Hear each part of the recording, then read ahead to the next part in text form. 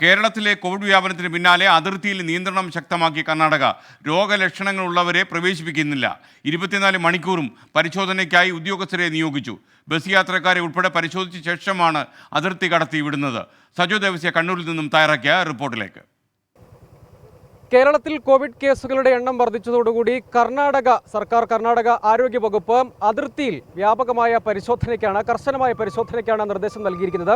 ഞാനിപ്പോൾ നിൽക്കുന്നത് കണ്ണൂരിൽ നിന്നുള്ള കർണാടക അതിർത്തിയായ പെരുമ്പാടി ചുരത്തിലാണ്. ഇവിടെ ആരോഗ്യവകുപ്പിൻ്റെ കർശനമായ പരിശോധനയാണുള്ളത്. മുഴുവൻ വാഹനങ്ങളിലെയുമുള്ള അല്ലെങ്കിൽ അതിർത്തി കടക്കുന്ന കേരളത്തിൽ നിന്ന് കർണാടക അതിർത്തി കടക്കുന്ന മുഴുവൻ ആളുകളുടെയും പരിശോധന നടത്തുന്നുണ്ട് എന്നതാണ്. മുഴുവൻ വാഹനങ്ങളും തടഞ്ഞ് അവിടെയുള്ള ആളുകളുടെ ആരോഗ്യ തെർമൽ സ്കാനിംഗ് നടത്തുന്നു എന്നതാണ്. അതായത് ഏതെങ്കിലും തരത്തിൽ ടെമ്പറേച്ചറിൽ വേരിയേഷനുള്ള അല്ലെങ്കിൽ സിംറ്റംസ് ഉള്ള രോഗലക്ഷണങ്ങൾ സംശയിക്കുന്ന ഏതെങ്കിലും കേസുകളുണ്ടെങ്കിൽ ഇവിടുത്തെ വീരാജ്പേട്ട ആശുപത്രിയിലേക്ക് അയക്കും, അതല്ലെങ്കിൽ തിരികെ കേരളത്തിലേക്ക് മടക്കി അയക്കും. ആ നിലയ്ക്കുള്ള ഒരു ക്രമീകരണമാണ് ഇവിടെ ഒരുക്കിയിരിക്കുന്നത്. നമ്മളിവിടുത്തെ ഉദ്യോഗസ്ഥരുമായി സംസാരിച്ചപ്പോൾ അവർ പറയുന്നത് കേരളത്തിൽ കേസുകൾ വർദ്ധിച്ചതുകൊണ്ടാണ് പ്രത്യേകമായ നിർദ്ദേശം ആരോഗ്യവകുപ്പ് നൽകിയിട്ടുള്ളത്. അതിൻ്റെ അടിസ്ഥാനത്തിലുള്ള പരിശോധനയാണ്. മുഴുവൻ സമയവും അതിർത്തിയിൽ ഇത് ചെക്ക് പോസ്റ്റാണ്, പെരുമ്പാടിയിലെ ചെക്ക് പോസ്റ്റാണ്. പോലീസ് ചെക്ക് പോസ്റ്റും എക്സൈസ് ചെക്ക് പോസ്റ്റും ഒക്കെ പ്രവർത്തിക്കുന്ന ഒരു മേഖലയാണ്.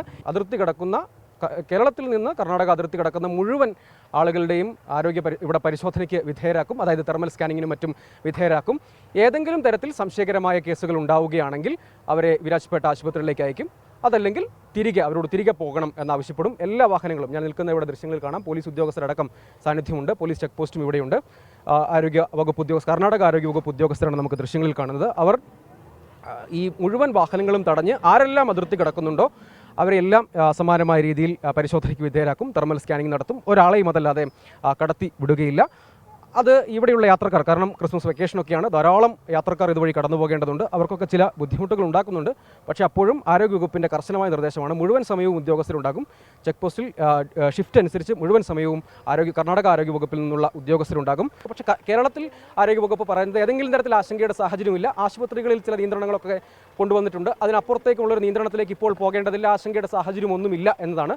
പക്ഷേ അത് കർണാടക ഏതായാലും ആ നിലയ്ക്ക് അംഗീകരിക്കുന്നില്ല.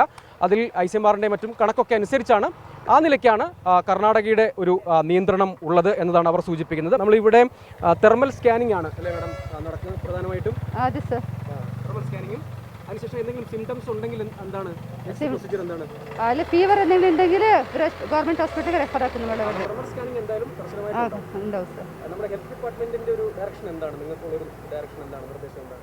പക്ഷേ എല്ലാ വെഹിക്കിളിൻ്റെ സ്ക്രീനിങ് ആക്കിയിട്ട് അവർ എന്തെങ്കിലും സിംറ്റംസ് ഉണ്ടെങ്കിൽ റെസ്പെക്ട് ഗവൺമെന്റ് ഹോസ്പിറ്റൽ റെഫർ ആക്കാണ് പറഞ്ഞത് സർ. അതല്ലെങ്കിൽ അതിന് തയ്യാറല്ലെങ്കിൽ അവർ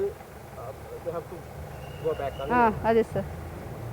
അതാണ് അവർ പറയുന്നത്. അവരും കർണാടക ആരോഗ്യവകുപ്പ് ഉദ്യോഗസ്ഥയാണ്. ഈ പരിശോധന വരും ദിവസങ്ങളിലും ഇതേ നിലയ്ക്ക് തന്നെ തുടരും എന്നാണ് അവർ വ്യക്തമാക്കുന്നത്. രജീഷ് കരിവള്ളൂരിനൊപ്പം കർണാടക പെരുമ്പാടി ചുരത്തിൽ നിന്നും സജോ ദേവസ്യ, 24.